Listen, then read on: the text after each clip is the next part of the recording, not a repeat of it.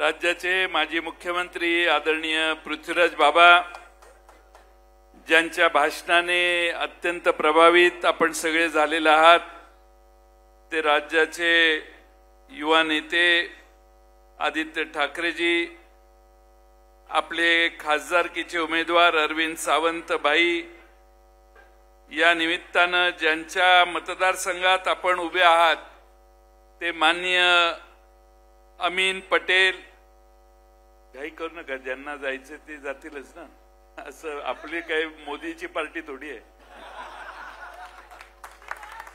अमीन पटेल, नसीम सिद्दीकी, अशोक दात्रक साहेब, आमचे जिल्हा अध्यक्ष या विभागाचे रुपेश खांडके, काँग्रेसचे रवी बावकरजी, सुधीर साळवीजी, अरुण दुधगावकरजी, राजकुमार बाफनाजी, संतोष शिंदेजी, हिरा देवाशी, जावेद जुनेजा, सर्वच मान्यवर आणि बंधू भगिनींनो, आज आपल्या सर्वांच्या समोर अत्यंत थोडक्या शब्दात आदित्य ठाकरे साहेबांनी आपली परिस्थिती देशातली सांगितली। या देशामध्ये त्यांनी घेतलेले सगळे मुद्दे मी सोडतो, पण मी सगळीकडे हे सांगतोय की खिशातनं तुमच्या किती पैसे काढण्यात आले याचा महिन्याला विचार तुम्ही सगळ्यांनी केला पाहिजे। मला माहिती आहे की मुंबईतली व्यवसाय करणाऱ्यांची सगळी वस्ती या भागातनं अगदी दक्षिणेपर्यंत पसरली। मुंबई वसली ती या भागात वसली। ह्या 80-90 वर्षाच्या 100 वर्षाच्या जुन्या इमारती, या सगळ्या मुंबई कशी बहरली याचे साक्षीदार आहेत। आज त्या मुंबईला ग्रहण लावण्याचं काम भारतीय जनता पक्षाने केलं, ज्याचा उल्लेख मगाशी झाला। आपल्यापेक्षा वेगळी आणि अतिशय चांगल्या पद्धतीची व्यवस्था गुजरातमध्ये निर्माण करण्याचं काम या सरकारने दिल्लीच्या केलं। ठीक आहे, काय हरकत नाही, पण आपल्या सगळ्यांना आपल्या खिशातनं काय गेलं याचा कधीतरी अभ्यास केला पाहिजे। आज सरासरी 18% जीएसटी आपल्या खिशातनं जातो। तुम्ही 1 लाख रुपयात तुमचा संसार महिन्याचा करत असाल तर त्यामधले 18,000 रुपये दर महिन्याला आपण केंद्र आणि राज्य सरकारला भरता। 18,000 गुणिले 12 महिने एवढे पैसे केंद्र आणि राज्य सरकारला तुमच्या संसारातले तुम्ही देता। तुमच्या अंगावरच्या कपड्यापासून अन्नापर्यंत, धान्यापर्यंत सगळ्यावर आज जीएसटी आहे, चपलेवर पण जीएसटी आहे। आणि म्हणून आपण सगळ्यांनी या देशात कर किती गोळा होतो आणि कुणाकडून केला जातो याचा कधी अभ्यास केलाय का? फॉक्सकॅम म्हणून एक संस्था आहे, त्यांनी आता अलीकडे अभ्यास केला आणि सांगितलं की या देशातल्या 2/3 लोकांपासून, म्हणजे अर्थव्यवस्थेचा खालचा जो सगळा पाया आहे, त्या 2/3 मध्यम आणि गरीब लोकांच्याकडून या देशामध्ये 64% कर गोळा केला जातो। या देशात त्याच्यावरच्या 40% लोकांच्याकडून, म्हणजे 50% लोकांकडून 64% कर गोळा होतो आणि 40% लोकांकडून उरलेला 1/3 कर गोळा होतो। आणि या देशातल्या फक्त श्रीमंत वर्गाकडून 3 ते 5% कर गोळा होतो। हे माझी आकडेवारी नाहीये, ही आकडेवारी संशोधन करून देण्यात आलेली आहे। याचा अर्थ या देशातल्या गरीबाला काही मोफत नाही। या भारतीय जनता पक्ष आणि नरेंद्र मोदींच्या दृष्टीने या देशातला गरीब आणि टाटा बिर्ला याला सारखीच वागणूक देण्याचा प्रयत्न ह्या लोक करतायत। आज देशामध्ये तुम्हाला माहिती आहे का, या देशातले अतिश्रीमंत लोक आहेत, त्यातला एक श्रीमंत माणूस मोदी साहेब सत्तेत बसले त्यावेळी जगाच्या पाठीवर 691वा नंबर होता त्याचा, जगाच्या पाठीवर। जगातल्या श्रीमंत लोकांच्या यादीत, 1000 लोकांच्या यादीत या पट्ट्याचा नंबर 491 होता। 2022 साली या पट्ट्याचा नंबर जगाच्या पाठीवर दुसरा आला। या देशामध्ये दुसरा आणि तिसरा नंबरला ही माणसं पोचली कशी? आपण तर याच आपल्या जुन्या इमारतीत राहतोय, आपल्या जीवनात काही फरक नाहीये, आपल्या रस्त्यात फरक नाही, गटारात फरक नाही, इमारतीत फरक नाही, आपल्या कामाच्या व्यवस्थेत फरक नाही। पण या देशामध्ये आज आपल्या भारतातली ठराविक मुठभर माणसं प्रचंड श्रीमंत झाली का? सगळी बंदरं ह्यांनाच, सगळी विमानतळ देखील ह्यांनाच, या देशामध्ये कोणतंही मोठं कॉन्ट्रॅक्ट निघालं की ह्यांच्यात, कोणतंही कॉन्ट्रॅक्ट घ्या, अगदी धारावीचा विकास करायचा असेल तरी ह्यांच्याशिवाय या देशात कोणी दुसरं करू शकत नाही असा समज दिल्लीच्या सरकारचा झालेला आहे. आणि म्हणून माझी आपल्याला विनंती आहे की आपण थोडासा विश्वास नव्या व्यवस्थेवर टाकून नवी जबाबदारी आता करण्याची गरज आहे. आज दिवसभर मतदान चालू आहे. आदित्यजी, आम्हाला जे रिपोर्ट येत आहेत, लोक भरभरून मतदान करतायत भारतीय जनता पक्षाला सत्तेच्या बाहेर घालवण्यासाठी. आम्हाला अडचणीची जागा जी वाटत होती अरविंदजी, ती पण आता तो म्हणतो मी येणारच आहे निवडून.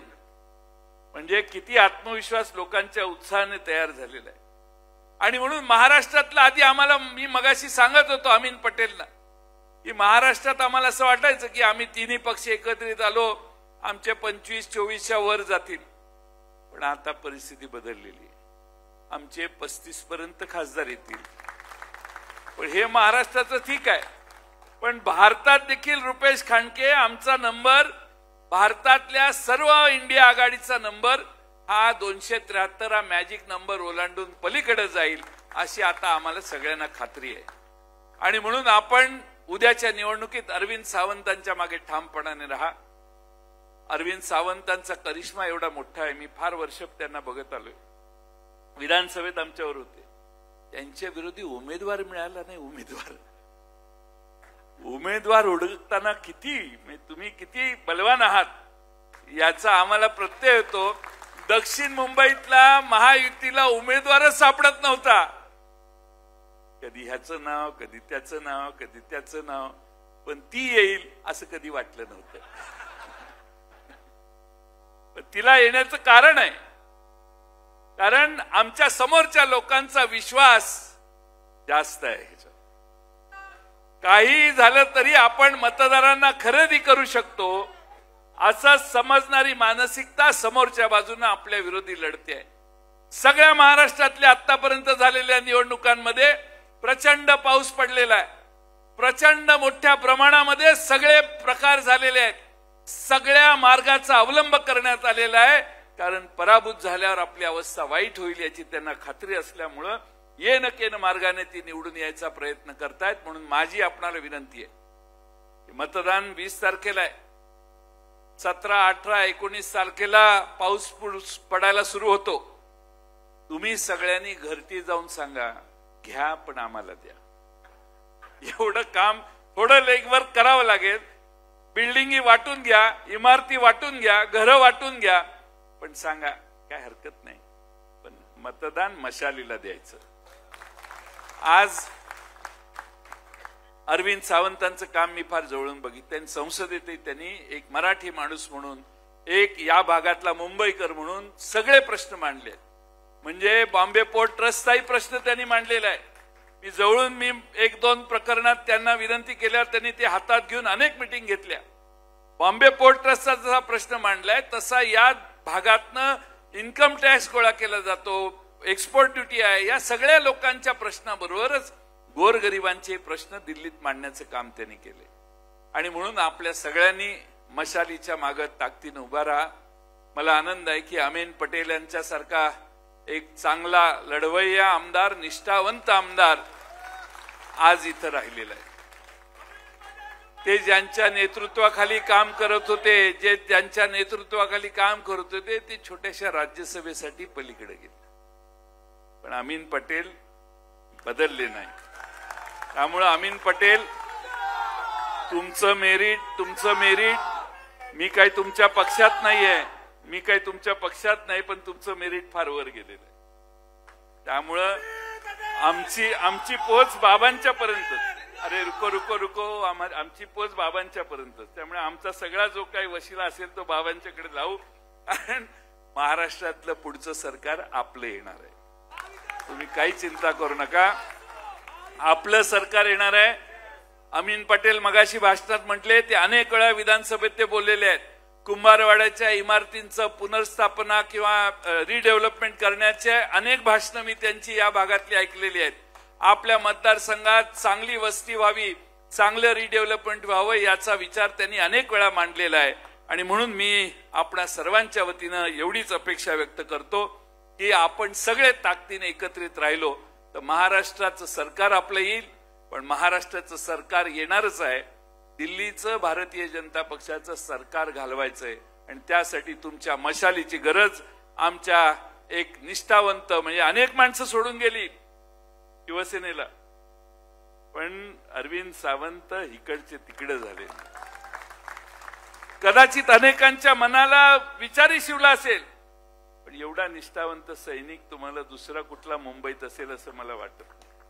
एवढ्या निष्ठेनं विचारावर आधारित काम करणाऱ्या अरविंद सावंतांना आपण निवडून द्या एवढीच विनंती करतो. अवकाळी पावसाने राज्यातल्या अनेक ठिकाणी नुकसान झालंय. आम्ही सरकारला विनंती करतो की महाराष्ट्रात अनेक ठिकाणी नुकसान झालेलं आहे, ताबडतोब त्याचा पंचनामा करा.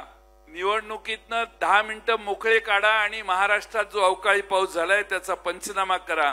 घाटकोपरला आता बेकायदेशीर एक होर्डिंग पडलं, त्याला परवानगी कशी मिळाली, कशी दिली, काही 3-4 लोकांचा मृत्यू झाला, 59 लोक जखमी झाली, त्याची चौकशी केली पाहिजे.